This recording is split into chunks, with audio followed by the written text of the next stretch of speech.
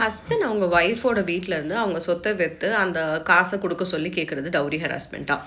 கல்கட்டா ஹைகோர்ட்டில் ஒரு case. Sajal Puri and சயானிகா இவங்க 2 பேருக்கும் 2010 கல்யாணம் ஆகியிருக்கு. கல்யாணத்தப்போ கோல்ட் கேஷ் பொருட்கள் எல்லாத்தையுமே வீட்டிலேருந்து கொடுத்துருக்காங்க. அப்புறம் இன்லாஸ் கூட இருந்திருக்காங்க. அவங்களுக்கு ஒரு பொன் குழந்தை பிறந்திருக்காங்க. நாளடைவில் மாப்பிள்ளை வீட்டுக்காரங்க வந்து இன்னும் காசு வேணும் கேட்டிருக்காங்க. அந்த பொண்ணுக்கு ஃபிசிக்கல் அண்ட் மென்டல் டார்ச்சர் இருந்திருக்கு.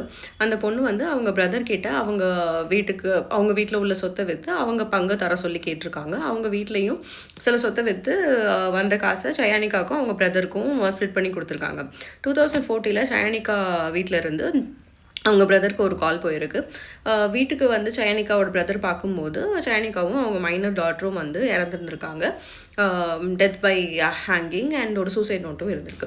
சயானிகாவோட பிரதர் வந்து கம்ப்ளைண்ட்டில் வந்து ஹஸ்பண்ட் மேலேயும் இன்லாஸ் மேலேயும் 498A 304B 302 அண்ட் 34 of IPCயில் கேஸ் ரெஜிஸ்டர் பண்ணுறாங்க. லேட்டர் அரெஸ்ட் பண்ணவும் படுறாங்க.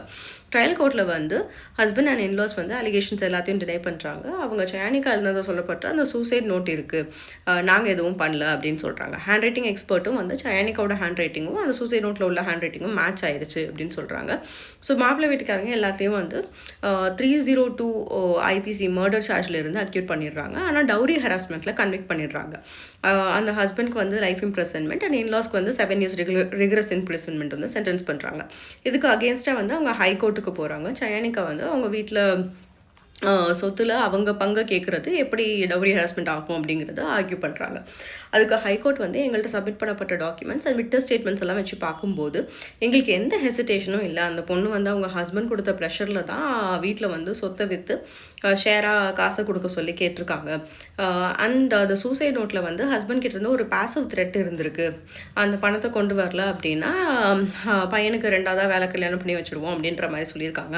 எவ்வளோ ப்ரெஷர் இருந்திருந்தால் அவங்க வந்து அவங்க மைனர் பொண்ணோட வாழ்க்கையை முடித்து அவங்க வாழ்க்கையும் முடிச்சுக்கணும் அப்படிங்கிற ஒரு முடிவுக்கு வந்திருப்பாங்க அப்படின்னு சொல்லியிருக்காங்க. ஹரி ஓம் வெர்சஸ் ஸ்டேட் ஆஃப் ஹரியானாங்கிற ஒரு சுப்ரீம் கோர்ட் கேஸஸ் ஸ்ட்ரைக் பண்ணி ரேரஸ்ட் கேசஸில் தான் லைஃப் இம்ப்ரிசன்மெண்ட் கொடுக்கணும் அப்படின்னு சொல்லி ஹஸ்பண்டோட சென்டென்ஸை வந்து 10 years கம்மி பண்ணியிருக்காங்க.